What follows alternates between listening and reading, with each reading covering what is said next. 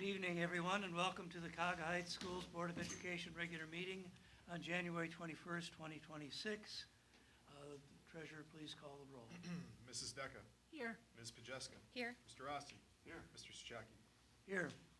4 present, none absent. On behalf of the board, I would like to welcome all students, staff, parents, and interested community members to tonight's Board of Education meeting. The board values and encourages public comment on education issues. Anyone having an interest in the actions of the board may participate during the public comments portion of the meeting. And if so, please identify yourself on the sign-in sheet. A copy of the board meeting agenda is available to review on our website, and we do ask that you silence your cell phones during the meeting. At this point, please rise for the pledge. I pledge Allegiance to the flag of the United States of America, to the republic for which it stands, one nation, under God, indivisible, with liberty and justice for all.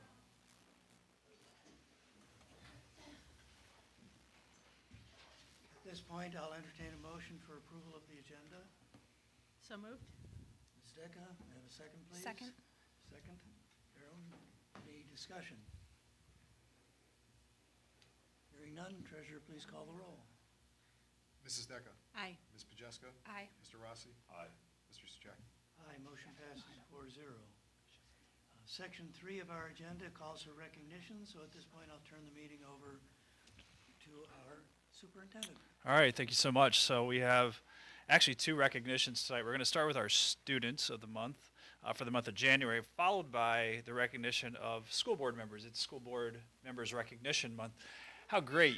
You two are at your second meeting. You're already going to get recognized and receive a special honor. So you came just in time. So we're going to start with our students of the month. Mr. Burek is going to fill in for Mr. Dietre. Mr. Dietre is taking his daughter back to college out east, and so he was driving through a snowstorm today on his way there. Mr. Burek decided to pinch hit, so take it away, Mr. Burek.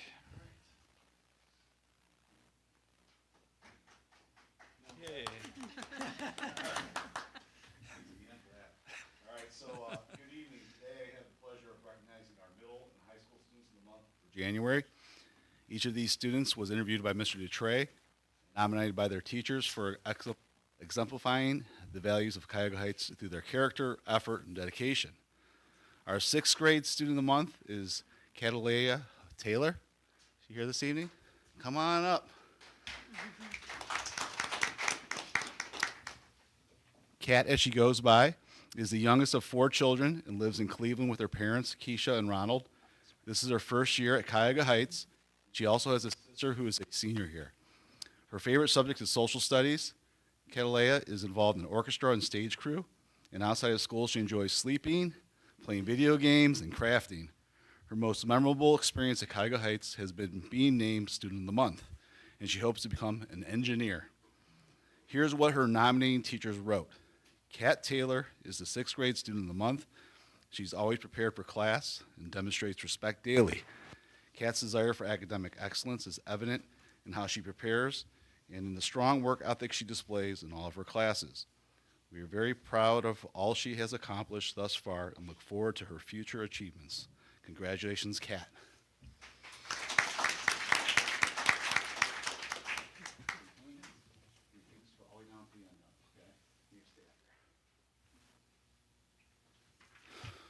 All right, our 7th grade is Kevin Gamble. Is Kevin here tonight? All right, no. So I'll read what his teachers wrote.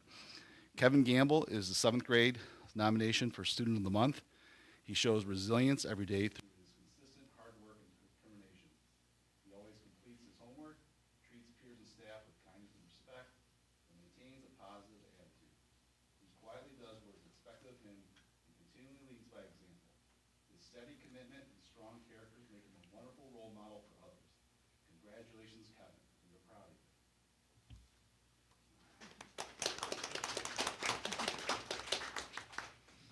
All right, our 8th grade student of the month is Eloise Streitman. Eloise here. Eloise lives in Seven Hills with her parents, Rachel and Josiah, and she's the oldest of 3 children.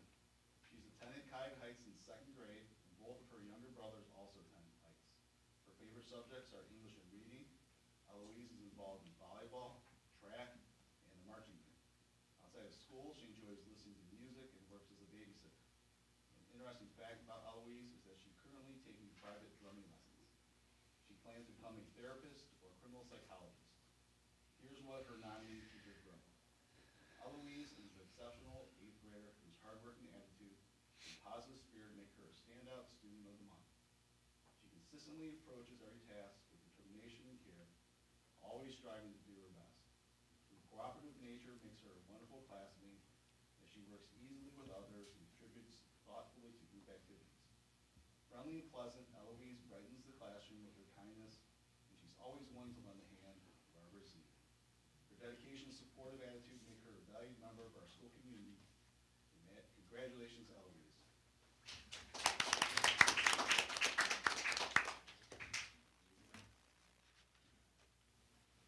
All right, on to high school. So our first student of the month is Adam Fadal. He is at a swim meet tonight, so he can't be here. Here's what his nominating teacher wrote. Ram is the ideal candidate for the student of the month. He's hardworking, bright, multi-talented, and a team player.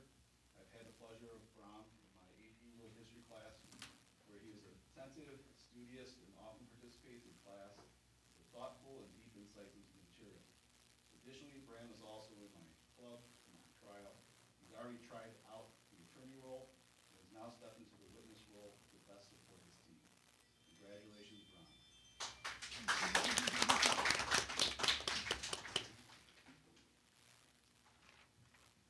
Our 10th grade student of the month is Avram Reed.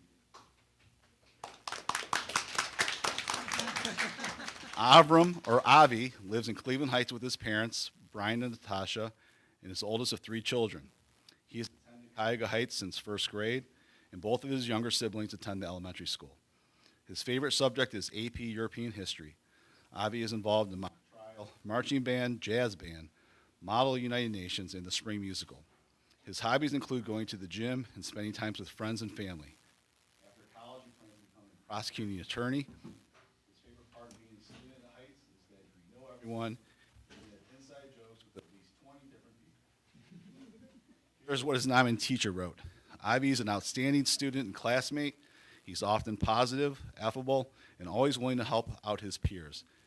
He is an academic all-star, thriving in AP Euro and excelled last year in AP World. Additionally, he is fully committed to the extracurriculars he is part of, Model UN and mock trial. I can't wait to see how he does this year in the upcoming mock trial season. He shows a lot of potential as an attorney, and he has already put a ton of work into this season. Congratulations, Avi.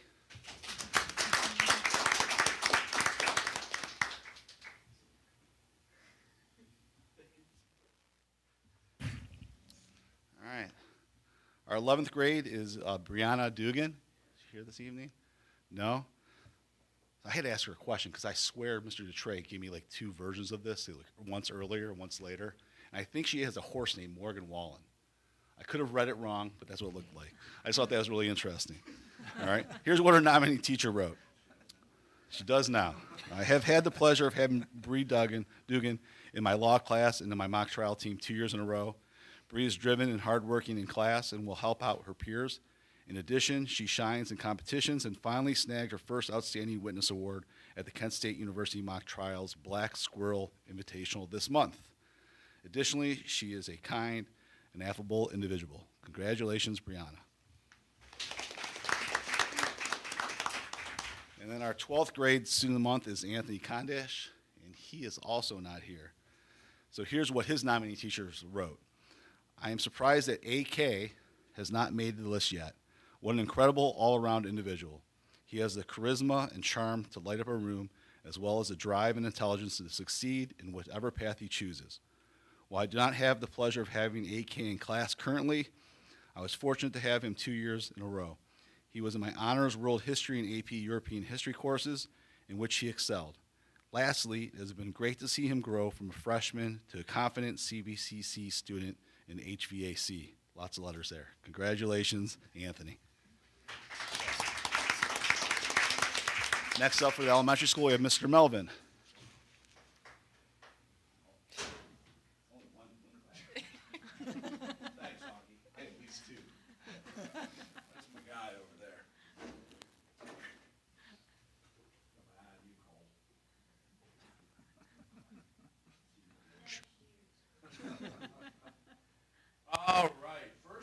we are going to have Clara Shepard.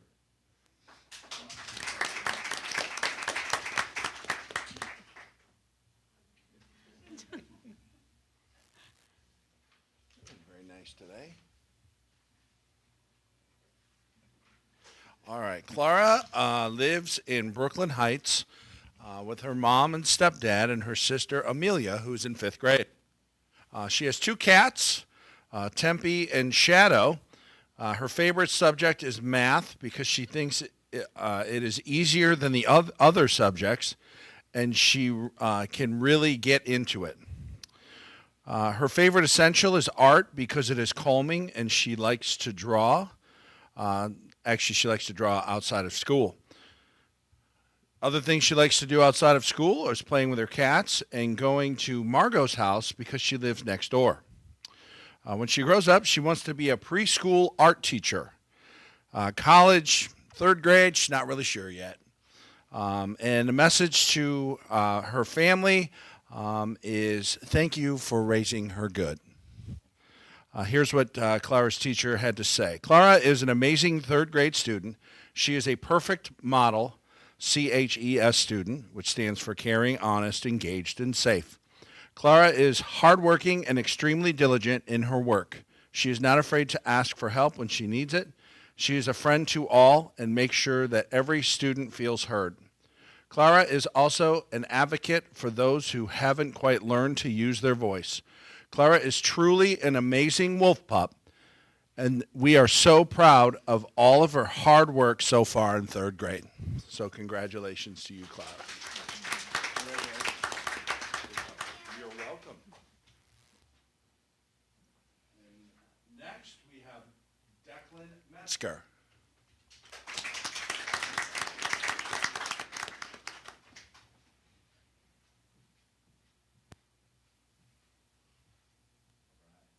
So Declan is also in 3rd grade. He lives in Valley View with his mom and dad.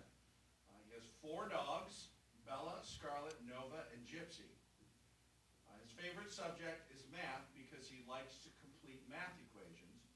And his favorite essential is gym. He likes the activities and playing capture the flag. Outside of school, Declan likes to play video games or go to a restaurant. When he grows up, he wants to be an NFL player or a YouTuber. Not really sure on college yet, and his message to his family is that he loves you. Here's what Declan's teachers had to say. We are proud to recognize Declan Metzger as our 3rd grade student of the month. His gentle kindness and steady work ethic shine quietly but powerfully in our school community. Though he is reserved and prefers to go with the flow, his actions speak volumes. He is consistently respectful, helpful, and dependable. In both his academics and his interactions with others, he embodies our school motto of being caring, honest, engaged, and safe. His calm presence, thoughtful choices, and commitment to doing his best makes him a truly deserving recipient of Student of the Month. Congratulations, Declan.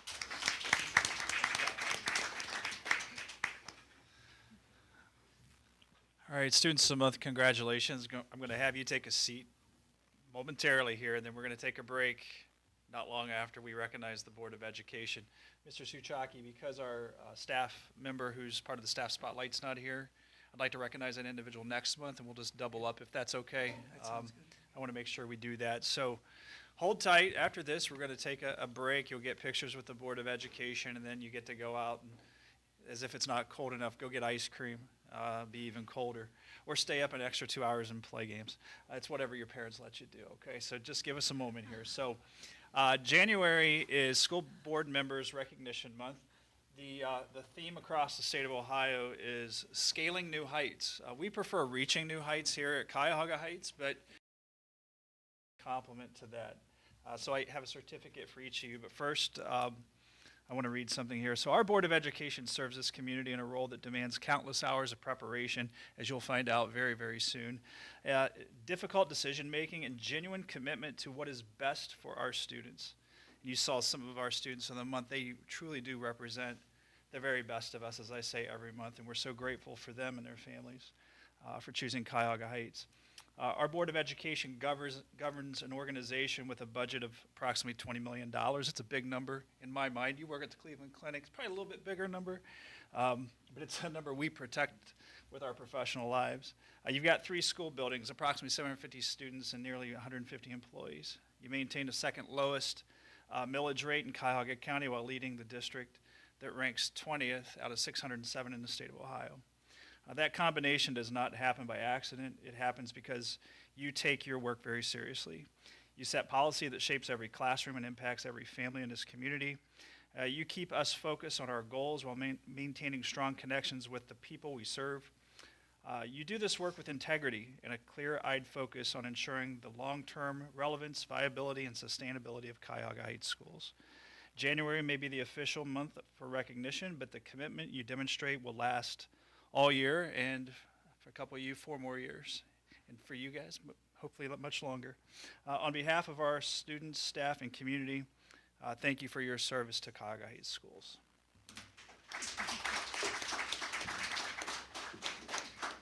We do have a little, again, a token of appreciation for you. This is for you. Thank you. And it says Jen, so we'll go with you. Carolyn. Pete, this is yours. All right. Thank you. Have anything to add, Mr. Nuccio? Thank you, guys. All righty. So it's time to take a break. We're going to go out and we're going to get a picture with the background of Cuyahoga Heights with the Board of Education. We'll post that on our website and on social media so your family from all over the country can see how wonderful you are. Thanks everybody for coming. We'll take a short break. Be back in 5 minutes.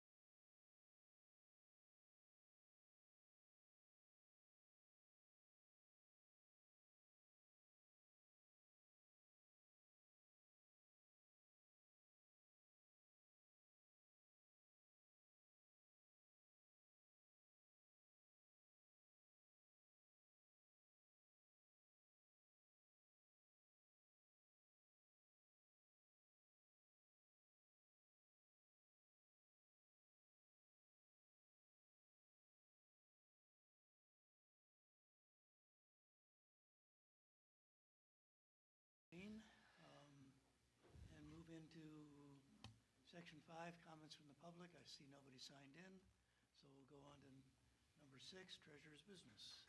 Thank you, Mr. President. I ask for items 6A, 7A through 7D for approval tonight in the consent agenda. Okay, entertain a motion for those items, please. So moved. Was that Ms. Pacheco? Jessica, sorry. Yeah. Okay, second? I'll second. Okay, thank you, Ms. Deca. Turn it over to the treasurer. Gotcha.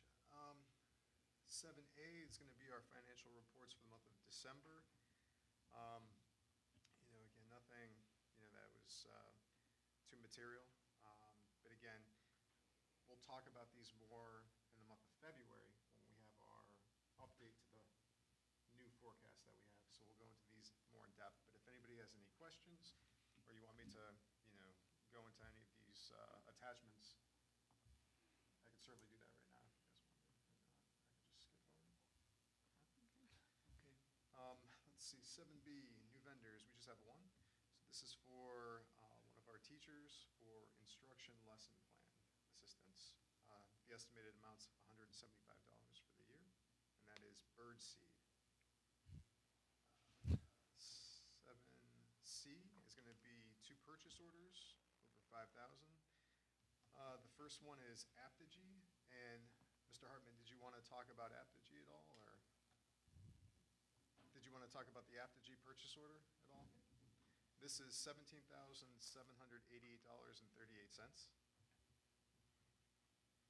Aptigee is our web service provider. They also provide us with Rooms, which is our teacher-to-parent communication tool. They encompass our app as well, so they developed our app and maintain that. It would realign it to follow on our renewal in the summer, so that everything kind of falls in line for our software renewals on the new year renewal. Currently, it's set in April, so we're just adding on a little bit. It won't be $17,000 next time. That's prorated to include the little couple months gap. So it'll be a cheaper amount next time we approve it at a board meeting in the summer. Aptigee merged how many different programs together that we had before? Because I believe we had We 3 or had- 4 different. We had 3 or 4 different programs for emailing newsletters, for sending out alerts, and for sending out like snow day communications. Aptigee encompasses everything. As well as website. It saved the school considerable amount of money and just vendor and time alone. Yep. good. And our second purchase order, thank you, Mr. Hartman. Second purchase order is from Blum of Minnesota, and that is for 16 Lenovo ThinkPad Touch laptops. That's for $16,639.84. That's coming out of our CVCC Career Tech Partnership Grant, fiscal '26. Mr. Young, wasn't sure if you wanted to mention anything. All right, so one of the allowable expenses with the Career Center grant, which we get annually for $30,000, is to apply it to our Project Lead the Way programming. And this is the upgrade of our computers in our Project Lead the Way lab in the middle school and high school. The last time we did this was right after COVID, and those computers are now being cycled out. So that's what this is, 16 Lenovo ThinkPads for our Project Lead the Way program. Should be good for 5 or 6 years with this. Good. I may not be here to approve the next cycle of that, but I could be because I'm still kind of young. I hope so. Still kind of young. Our last item is donations. We have 2, and we want to thank them both for this. This is going to be CHS Athletic Boosters. The first donation is $943.50. That's a donation to help purchase televisions for the athletic concession stand. And the second donation by the CHS Athletic Boosters is $1,023.75. And that's for the class of 2026 working the youth wrestling meet in the month of December. So we thank them both for that donation much. I have a quick question. Yep. For the concession stand, does that mean like you're gonna show the game up there, or what are the TVs for? We were planning on 2 TVs, or 1 TV for the inside and another TV for or there are going to be 2 TVs on the outside concession stand for the occasion where they open the window. It will also have a live stream of the channel. We're just kind of focusing on seeing if Huddle, how we can get that working right now. Oh, But cool. the intent is to have the game stream so you can watch it while waiting in line. Nice. Yeah, That's great. it's a good idea. You can Yeah. make money at the concession stand while still cheering on the Yeah, team. Mr. Hartman's been working on getting that in place for a couple of years now. Even, do we have cashless? We're working on that right now. It will be Venmo. Once Yeah. It's set up with a QR code, so people don't even have to worry about carrying cash anymore.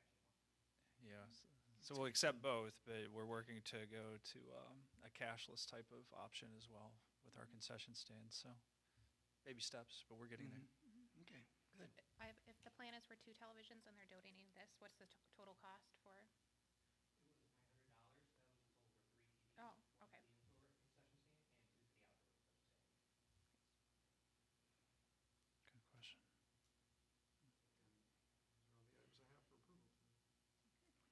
Okay, any further discussion? Hearing none, treasurer, please call the roll. Ms. Pajeska? Aye. Mrs. Decker? Aye. Mr. Rossi? Mr. Souchaki? Aye, motion passes 4-0. Moving on to section 9, treasurer's discussion and comments. Yep, just a couple tonight.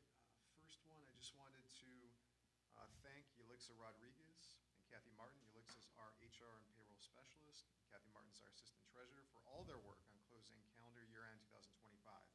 It's a very involved process.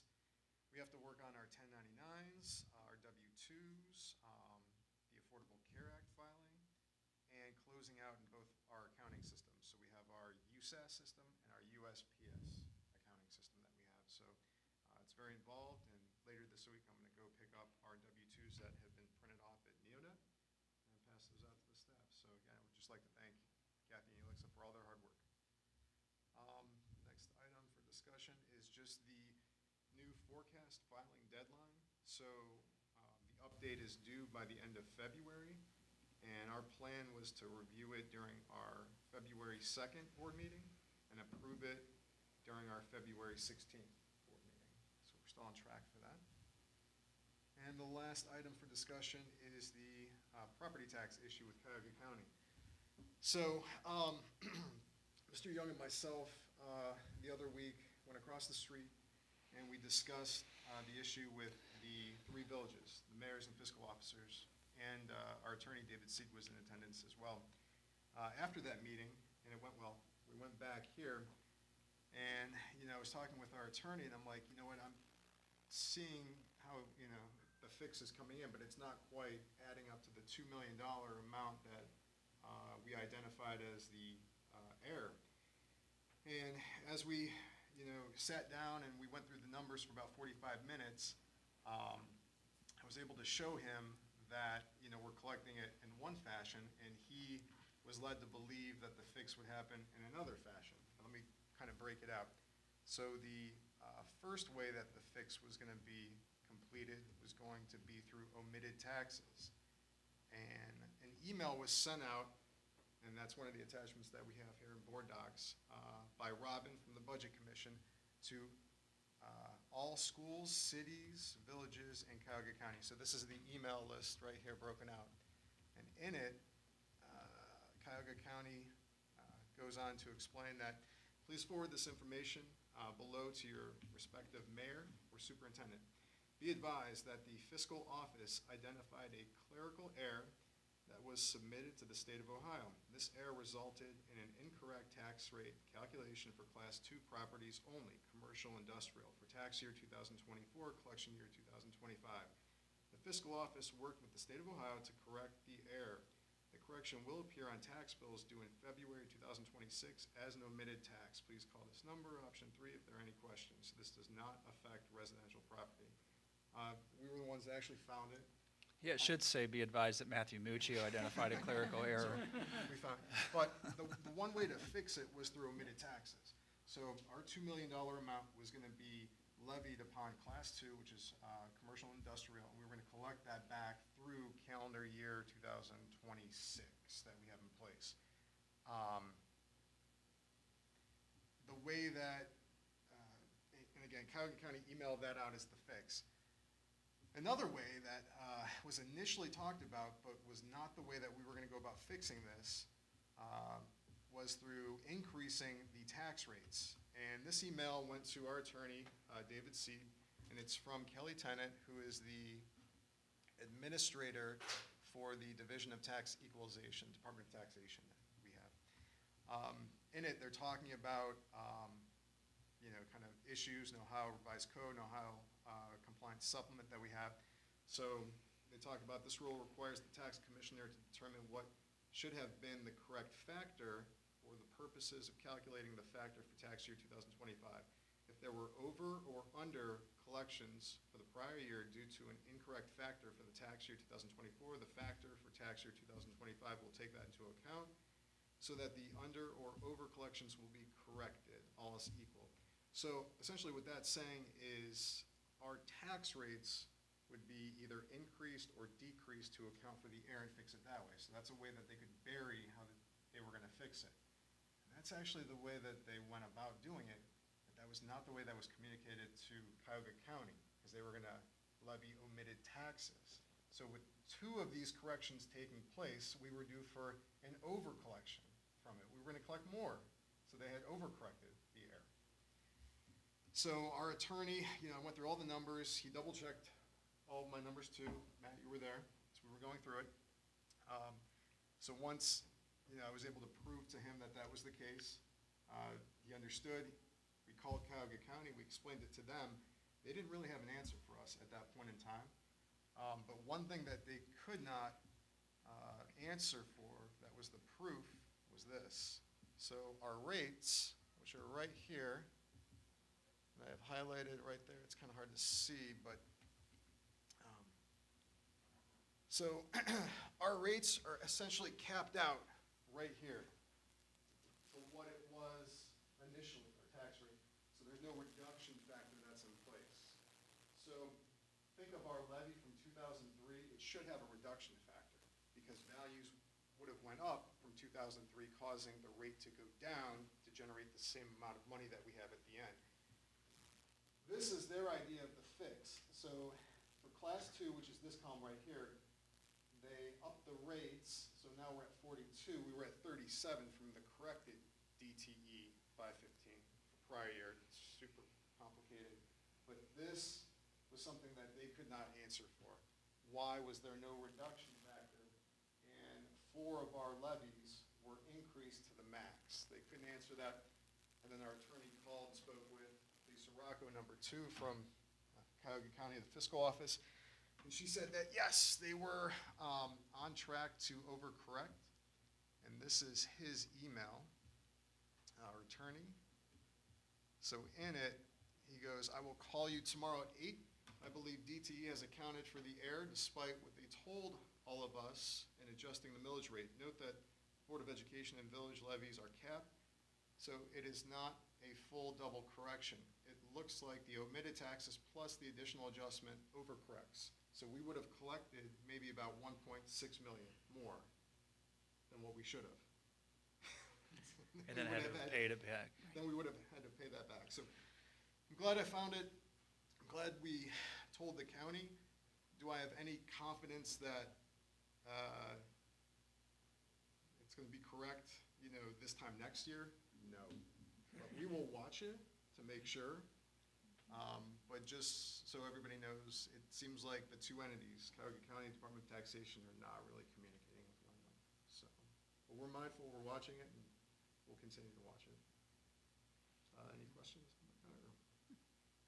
Thank you for staying on top of it. It's complicated. Matt, did you want to chime in, or just, this takes a lot of time from us to... It's obviously, it's part of what our responsibilities are, but we have spent a tremendous, Matt especially spent a tremendous number of man hours working to resolve this issue. And we're still not quite there, but We're getting there. we've got the right people on it. David Seed's a great person to have on our side, so. And well done, Matt. I can't thank you enough for the Thank you, Mr. attention Mercer. to the details that even caught this. I have confidence that most treasurers would not have caught this immediately, so.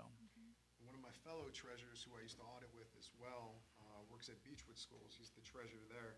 They're dealing with an issue somewhat similar to ours, where the county also made a mistake for their valuation. And David Seed's the attorney for them as well, so they're walking through kind of a similar situation, but they're starting to peel back the layers of that onion, and they're finding more in that air too. So there's quite a bit of errors with Cuyahoga County. I think they're good people at the county. Oh, yeah, I mean, absolutely. I think they're severely understaffed. And when you're understaffed and you're forced to hit deadlines, I think mistakes are going to be made. But when you're dealing with tax dollars, that's a pretty sensitive subject, regardless of whether it's residential or commercial. Great. That's all I have for tonight. Thank you. Okay, thank you. Thank you. All right, moving into section 10, superintendent's business. Okay, few items here on the consent agenda, 10, items 10, A through D, 11A, and 12A through B, all for consideration. Okay, entertain a motion for those items, please. So moved? Ms. Decker, second. Second. Ms. Pajeska, any discussion? Okay, on number 10, these are staff resignations. We actually have 4 of those to go through here quickly. Sir, Mrs. Chris Mudra is our administrative assistant in our school counseling office. She's been with the district for 28 years, 35 in the profession. She was one of the people that I really depended on when I came here in 2015 as the principal to be part of the team that helped, shape the middle school and the high school. And so she's continued to do that. She's always put the students first. She's been a great asset to, I think there's been three high school counselors in the time I've been here. And then you've got Mrs. LeBenz in the middle school has been pretty steady there, but she's been a great asset and mentor to those people as well. So, I wish her well. I'm a little envious. She's younger than I am, and I remember Mr. Evans always joking about people younger than him retiring.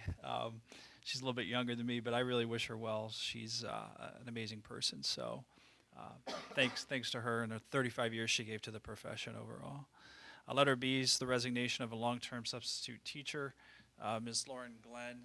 She came to us at the beginning of the year to be a long-term sub for Mrs. Healy in our pre-K classroom. And after the break, she secured employment in another school district as a tutor. So it's more stable employment. So we released her from her contract. And again, we wish her well. Letter C, this is Tracy Deal. My administrative assistant is also the playset construction advisor. She does all the paintings, the murals for all of our musicals. If you've been to any of our musicals, you've seen The Wizard of Oz, the Sound of, not The Sound of Music. Yeah, she did The Sound of Music as well. I'm trying to remember. I know you know them all back there. Little Shop of Horrors, Mamma Mia. She's just been fantastic, but she's unable to continue to do that. So maybe in the future she'll come back to it, but that's her resignation for that particular supplemental. And then letter D, this is the addition. We've got resignation of a custodian. Mr. Don Schwarzer came to the district back in 2022. I want to thank him for his 4 years of service with the school district, and I wish him well with his future endeavors. Number 11, this is our supplemental contracts related to our teaching contract. We have just 2. We've got our Prom Promise coordinator. Prom Promise we do every other year, where we work with our safety forces and we do a mock accident and simulation related to prom and some missteps that could happen if we're not careful. And I think it's a pretty effective event that we do here. It's very well done, and I'm glad we're able to continue to do this. Mr. Kosovich is going to take that over this year. And then we have Mrs. McPherson, who will be going on an FMLA leave here pretty soon. She's not going to be able to do the Art Fest, so her long-term sub, Ms. Paniger, is going to take on that supplemental, so that's reflected in that particular document. And then we go to 12, agreements, contracts, memberships. We have, this really isn't an agreement, it should have been probably its own little section here as I look at it. The program of study we adopt annually for the middle school and the high school. Mr. D. Trey usually does a presentation, but again, he is en route to the East Coast to take his daughter back to college. He did provide a copy of each, the middle school and the high school program of study, as well as a page that just shows the edits. So I'll say on like page, for example, if you look at the edits for the middle school, there's only 3 edits. Most of these edits are related to changes in state law regarding anything from graduation requirements to college credit plus and various deadlines and language you need to have in a program of study. And sometimes it's related to, for example, board members. We have new board members, and so your names will appear in a new program of study, so the former board members have been removed. So there were 3 edits to the middle school program of study, not many at all. All the coursework is exactly the same next year. When you look at the high school version, it's a 5-page document here. Again, the majority of the changes are related to things tied to change in legislation. For example, if something changes with how a student can earn a graduation seal, that's been stated here. There's only one new course that's being recommended, and that's AP Art History. It doesn't necessarily mean that we will offer the course next year. We certainly have to have enough student participation. However, should we offer it, we have the ability to do so because it's in our program of study. So that's really the only new course that you see in the program of study. Everything else is exactly as it was this past year. So not a lot of major changes. Probably the shortest one we've had in a long time when it comes to changes. And then letter B, this is the College Credit Plus Memorandum of Understanding with Lorain County Community College. We accepted that for Kent State University at the last meeting. We have several more to go here, but this is the one with Lorain County Community College. Good thing about them is that we are affiliated with them with our in-house College Credit Plus classes. So we teach 3 courses through our math department that students, when they take that course here at Cuyahoga Heights, Mrs. Zawadsky is the teacher of those, they are receiving not just high school credit, but they're also receiving college credit for it as well. And the statistics class is really neat because it even has AP stats overlaid on top of it. So when they take that class, they can also be earning credit through the AP program as well. So it's really an interesting little thing that we did back in, I think, the 2016-17 school year was the first year we did that. So that program is still going very strong for us. It helps a lot of our students between that. Other College Credit Plus opportunities, our AP program, many students earn a full year's worth of credit before they even step onto a college campus. Some even more than that. So how many did your daughter get? How many credits? Yeah, do you recall? 40? I don't know, Yeah, so something she's already Right. halfway through her sophomore year, Uh-huh. and she's only halfway through her freshman year, so almost a junior probably. So those are all the items that I have for consideration. I have a question about the high school program. Sure. Suggested edits. Did you talk about community services now crossed out in Ohio State test is requirements for graduation? Under So- suggested edits? Yeah, so graduation or community service is still part of our graduation requirements. It's tied to a local seal. So students have to earn 2 seals, one of which has to be a state seal. And there are multiple seals that the state of Ohio recognizes. And so this appears to be outlining that if you're going to graduate, you have to earn a certain number of credits, which that's stated. You also have state testing requirements that have to be fulfilled, and then you have to earn 2 seals. One has to be a state seal, and the other one has to be a local seal. Our community service automatically fulfills a local seal requirement. Now, you cannot get 2 local seals to graduate. You have to have at least 1 state seal. Examples of those are you get the science seal by getting a B or a 3, a B in the class or a 3 on the biology state test. So if you take biology and you get a B or you get a 3 on the state test, you get a seal, a science seal for the state of Ohio. If you want the citizenship seal, you have to get a B in both American history and American government, or get a 3 on both of those tests, and you earn the citizenship seal. There are seals tied to career technical education. There's an Ohio Means Jobs Readiness seal.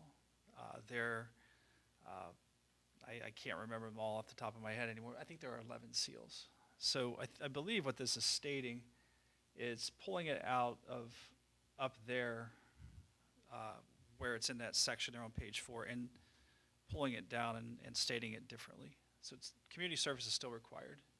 And it gets prorated. So a student who comes to us as a junior in high school, they only have to earn or perform half of the 60. They come to us in their senior year, they have to do 15 of the 60. They're here as a freshman, and they stay all the way through. It's 60 of 60. So did that answer your question? Or Yes. okay. So this state seal page, is this entire page new or just what's in pink? So what's new is this other page, like, so you can see he extracted out the exact changes. So it shows exactly what's new with the program of study. So if you scroll down, we can just see what else. So like that, for example, state seal. So what he has put, you said that's pink? I'm colorblind. That looks blue to me. So you can only imagine how I dress myself in the morning. Wow. I didn't know that was pink. I thought that was blue.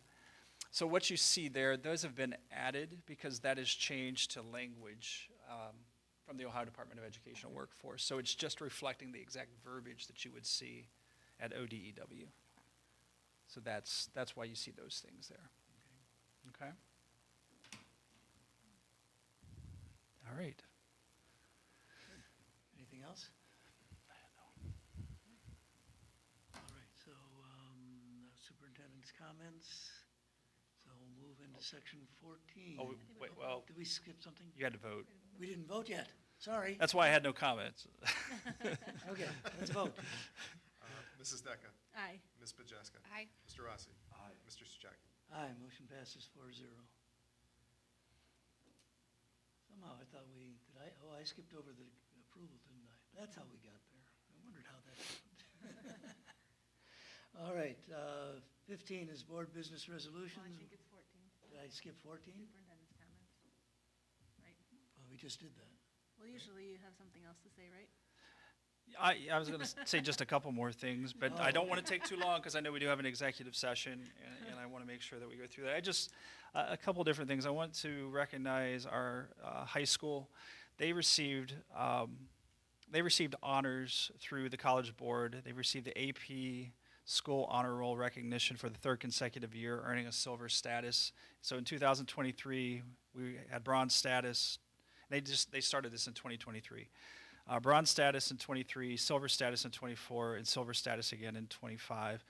And I believe there is a pathway where we could end up with the highest status of gold status. But they rate you in 3 areas. College culture, we got a 54%. It says more than half of our graduating class took at least one AP exam during high school, exceeding the 50% silver threshold. There's a threshold, it's 60%, I believe, that you need to get to the gold status. So we will, continue to promote that program.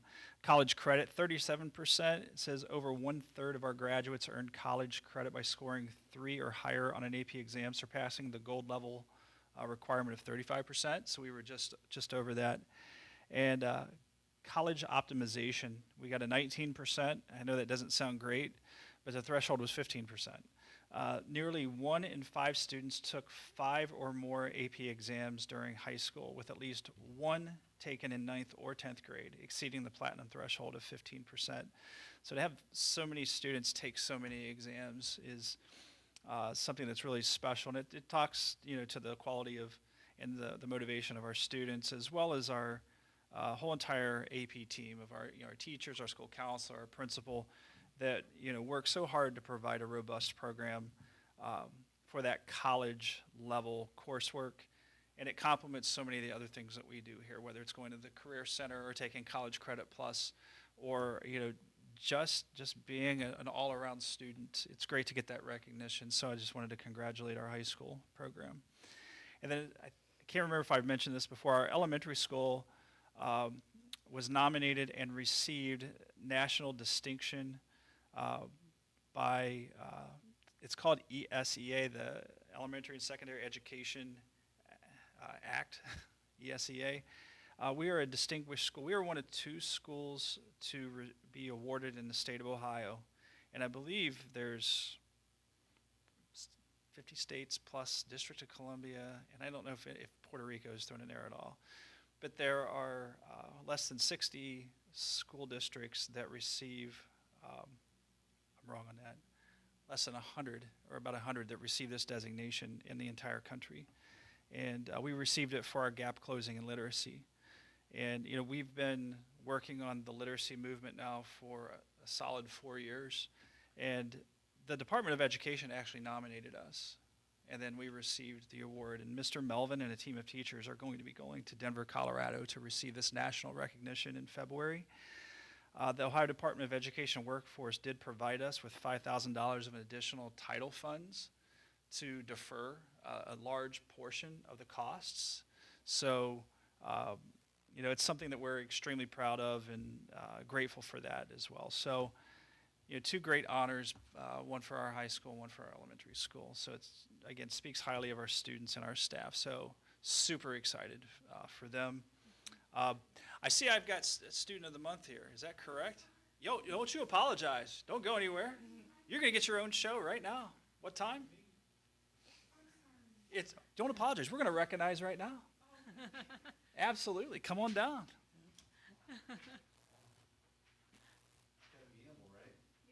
All right. All right, back up again. Yeah. Come on, Kev. All right, so our 7th grade student of the month is Kevin Gamble. So Kevin lives in North Rollton with his parents, Annie and Jessica, and his younger sister, who also attends our elementary school. He began attending Cuyahoga Heights last year. His favorite subjects are reading and English. Kevin is a member of the basketball team and plans to golf in high school. He hopes to become a professional golfer or work for the PGA and is scheduled to play in a golf tournament in Florida next month. His favorite part of being a student at Cuyahoga Heights is how kind everyone is. Here's what his nominating teacher wrote. Kevin Gamble is 7th grade's nomination for Student of the Month. He shows resilience every day through his consistent hard work and determination. He always completes his homework, treats peers and staff with kindness and respect, and maintains a positive attitude. He quietly does what is expected of him and continually leads by example. His steady commitment and strong character make him a wonderful role model for others. Congratulations, Kevin. We're proud of you. Round boy. And here's your major award, buddy. And we're also going to get your picture right out there. Okay, Mr. Hartman's going to get it so we can make sure you end up on the website. Congratulations. You should be so proud. We sure are.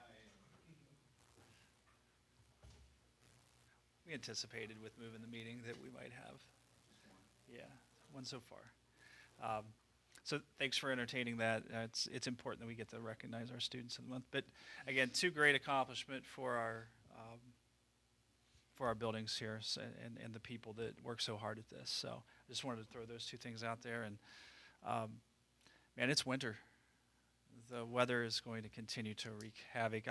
I will say this, and Mr. Buer can tell you, on the surface, I'm not a real fan of cold days.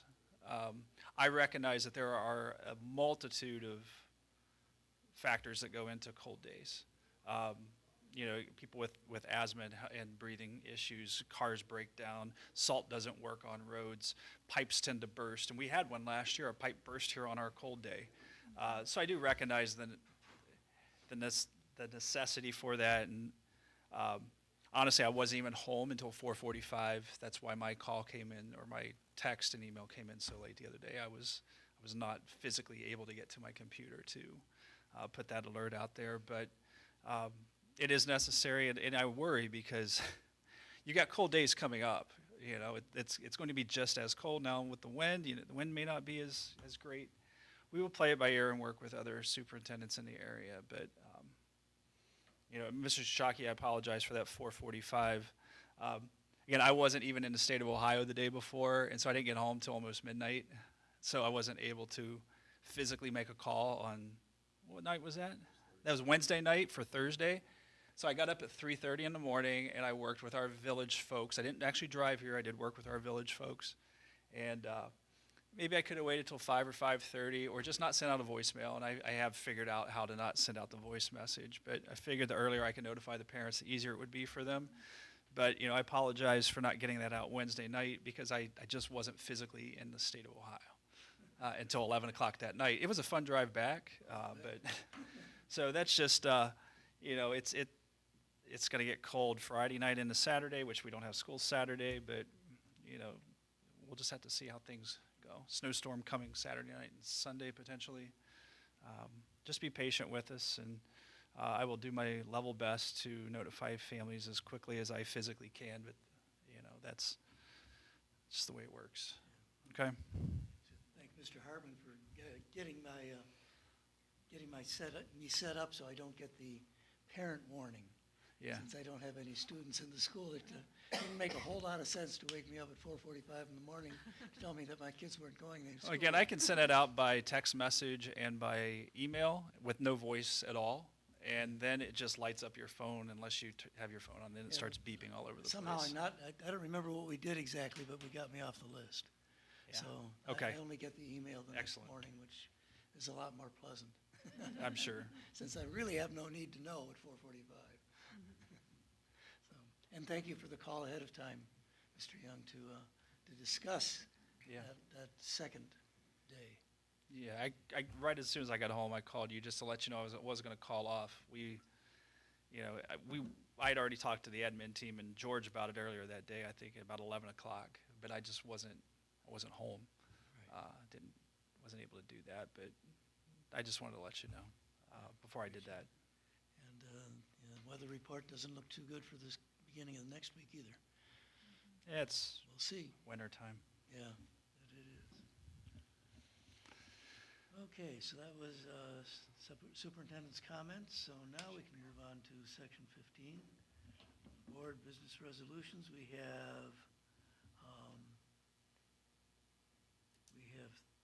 3 of them, but basically, it's a motion to approve attendance for Carolyn Pajeska at the OSBA Levy University on January 9th, and the ESC new board member training on January 20th, and OSBA from election to action, oh, that's a new one, on the 24th and 25th. So, The one on the 20th was canceled and has been moved to February 3rd. okay. You saw that, Mrs. Pajeska? Okay. Yeah, so that one has been rescheduled because of all the school districts that were called off that day. The weather. Because of the weather. Okay, so we need a motion to approve the attendance for those items. So moved. Thank you. Ms. Decker, a second? Second. Pete, okay, thank you. Any discussion? Hearing none, treasurer, please call the roll. Mrs. Decker? Aye. Mr. Rossi? Aye. Ms. Pajeska? Aye. Mr. Jackie? Aye, motion passes 4-0. Board discussion and comments, anybody? I can talk about, because I went to the Levy University one on January 9th, so I can Okay. do a quick recap. So it was a 3-hour webinar, and it was broken into 3 sections. I wanted to attend just in case there was a levy on the ballot while in my term, not that one is immediately coming up. So the first section, they called it the finance glossary, and they discussed key terms and the processes of school finances, the types of levies, and then timing considerations with communications. And I found a lot of the graphics that they used because the presentation had a lot of good images, and I know our work on the levy committee, sometimes we're trying to find good visuals to communicate things that seem basic to the treasurer, like how to calculate a mill and navigate the county auditor's website. The second section was legal policy considerations for school districts, so do's and don'ts related to levy activity, reviewing guidance from the Ohio Auditor of State on spending public funds, communicating levy issues, and collaborating, how the school board can collaborate with the levy committee, and then best practice policy recommendations and sample board policy language to help things stay consistent and compliant. So some of the things like, is this allowed? Would it be allowed regularly, not just specific to the levy committee? And the last section was on board roles and responsibilities in the levy process. And 2 things I found interesting about this one was they talked about developing a communication plan just in general, and I know that's the focus of our BEST committee, and then generating how to design meaningful community surveys. So I asked for examples of the community surveys, and they're going to send that, and then the person leading this training also talked about having a communication plan template, so I asked for that, and I received that, so, and it breaks it down into communications relations, communication strategies, and then So this was just creating an effective communication management plan, just in general, not specific to levies. And then in our decision-making, not just with levies, but with things in general, referring back to our vision, mission, and core values or just strategic plan. And so I also asked for an example of like a solid strategic plan, and she provided that. So I can, if anyone's interested, I can forward this. Thank you very much. Yeah, that'd be great. I think it complements the work that we're doing with the BEST committee, and it, one of the motivating factors, for the property tax advocacy website that or webpage I'm trying to create and that I will be adding to, is the fact that we cannot campaign for a levy. It's illegal for administration to do so, and that's not why I'm doing it.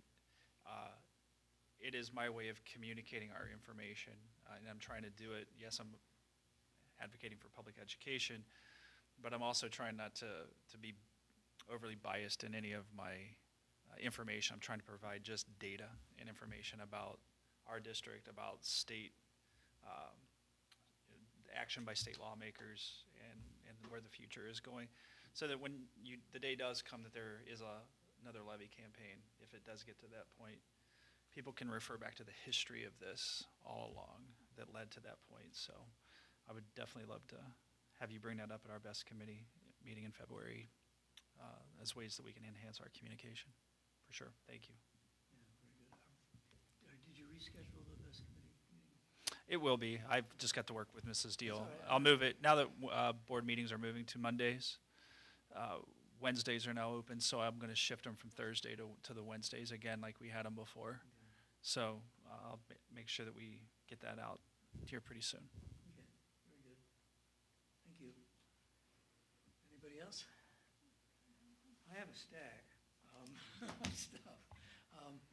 First of all, perhaps the most important one is the CVCC has canceled this past fall's dinner in favor of having a dinner with the grand opening of all of the new construction areas. So we have some little folders here, or not folders, but explanations of when it is and what's coming up. You are all invited to that dinner. And for those of you who just joined the board, that means you get 2 dinners this year, because we will also have the regular fall all boards dinner. So you'll be able to come to the Career Center twice. Of course, you can come anytime you'd like. Just let them know that you're going to be in the building. But that is, I have seen the new areas, of course. They're starting to use some of them already. It's quite impressive. It's what they've been able to add. And the instructors had a lot to say about their areas, how they were laid out, which is good. It wasn't just designed by the architect. Okay, a couple of other things to talk about. In December, and I apologize for not bringing this up last month, but I had misplaced it and didn't realize I had it. We got the annual superintendent's report, and what he does is he has a number of plans, and he tracks them over 5 years. And I can probably still get you a copy of the report if you're interested, but his general objective is to show improvement every year. That's the plan, his 5-year plan. His evaluation is based on showing improvement in every area every year. Unfortunately, of course, we had COVID in there, so it caused a drop.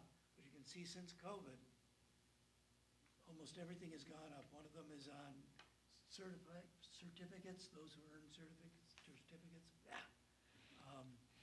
Participation in student organizations, retention, lost a lot of people with COVID, almost back to where it was beforehand. College credit, been about level. Work-based learning, again, going up. So the Career Center is really doing very well. We're very, very fortunate to have an excellent staff and excellent administration, districts that are invested in it, wanting it to do well. So we're very, at our last meeting, we swore in 4 new board members. It's almost as bad as us here, but remember, it's 4 out of 9 and not 3 out of 5. So I think we had a higher percentage. But in any case, because they rotate, they're 3-year terms, not 4-year terms. And one of them rotates every year because it's the rotating member. It's the one that gets appointed, so you can have an odd number. There are 8 districts. So you have to have a 9th person on the board. That person rotates. Our term this year, Andy Head, who's some of you, I think all of you met Andy. Fabulous. He came to that first meeting. He was well prepared. He got involved in the conversations. Voted on a number of the issues, seconded some of the motions. I think we've made a very good choice. He's already working with the staff in his area of expertise about what sorts of things that he, as a businessman, needs to be coming out of the Career Center. So he's been a perfect choice. And I'm very thankful to Mr. Dobbins, who helped me find him. It's actually Mrs. Dobbins who helped me find him. At the meeting, this past meeting, we had a presentation from Jason Hance, who does Parks and Environmental Resources. And he talked quite a bit about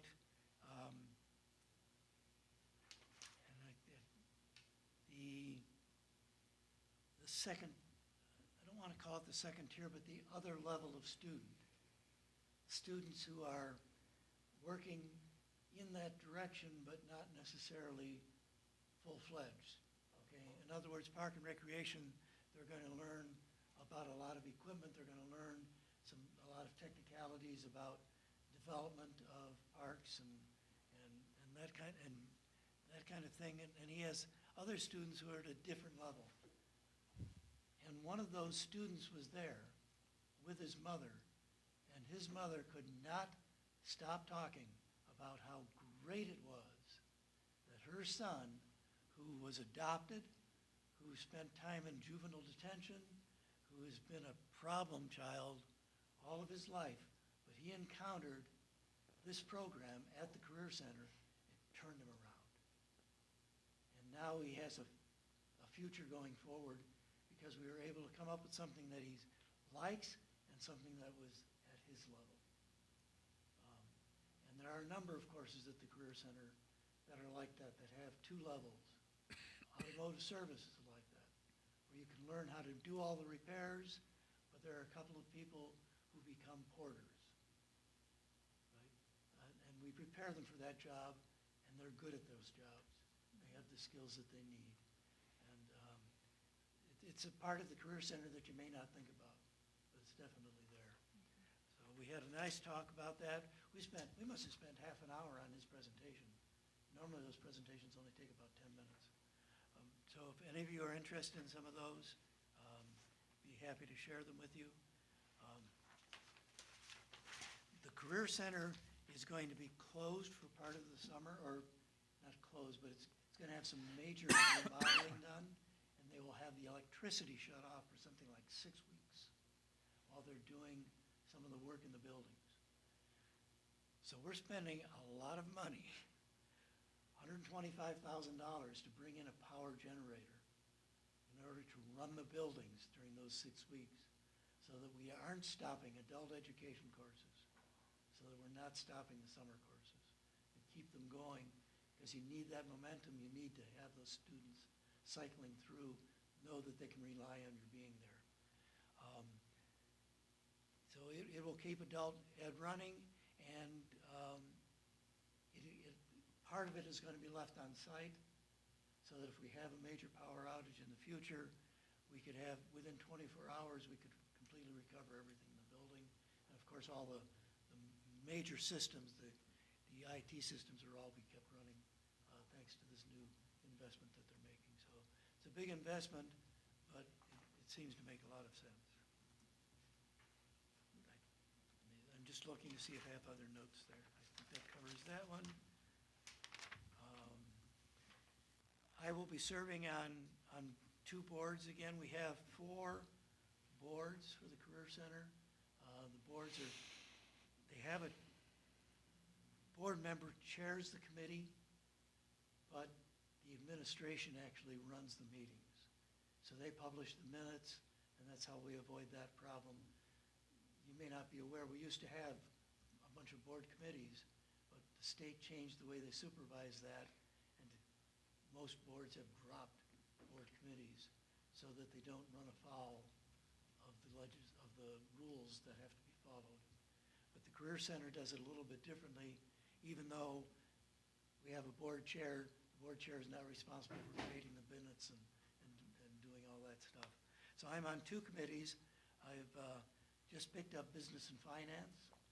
I was not on that committee before. And I am continuing on the Buildings and Ground Committee, which I've been on for several years now. I used to be on Curriculum Committee, but I've dropped that one a few years back, and I've never been on the Policy Committee. And I hope to keep it that way. Only so many things you can get involved in. Career Technical Week is coming up February 2nd to the 6th.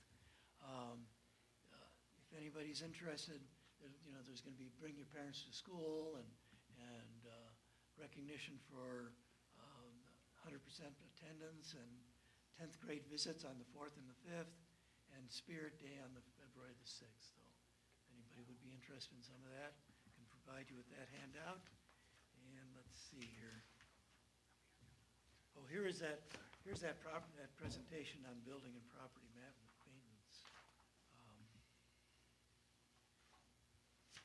If anybody would like to, that was the program I was talking about earlier, if anybody's interested in seeing that. And then we have news flashes, if anybody's interested in seeing the news flashes. And then here is the roadmap for the future, which is another presentation. This one goes back, it's done in November usually. And it talks about all of the projects that are ongoing in the 5-year plans. And then finally, there's the strategic plan, which comes out annually. That was just covered, that's big picture look at what we talked about earlier. And then there's the programs and snapshots, which if you've never seen, they're pretty neat. It takes each program and it has 4 sections. It talks about the high school programs, the college credit stuff, credentials that you can earn, and what student organizations you can be part of. So if anybody would like to review those materials, you're certainly welcome to. And just if you want a copy of yourself, don't take mine, please. Just let me know. And I think that's about all I have from the Career Center, unless somebody has any questions. Anyone else have any comments? Okay, so we can move on to section 17 then. I haven't lost my place this time. Anybody have any possible future agenda items? No? Okay. 18 informational items. Should be noted that Board of Education members received their agendas several days prior to the actual meeting and have had considerable opportunity to study and ask questions and so on. Upcoming regular meetings. All meetings are going to be at 6 p.m. here in the Bonneray Media Center. That's a change. They're all at 6 now. We don't have any at 7. And we're on the new Monday schedule, but you can't have a meeting every time you want to have it on Monday because sometimes you have a Monday holiday come in, and our first one happens in February. So our next meetings are Monday the 2nd, Tuesday the 17th because of the holiday, and then Monday, March 6th, all of them at 6 p.m.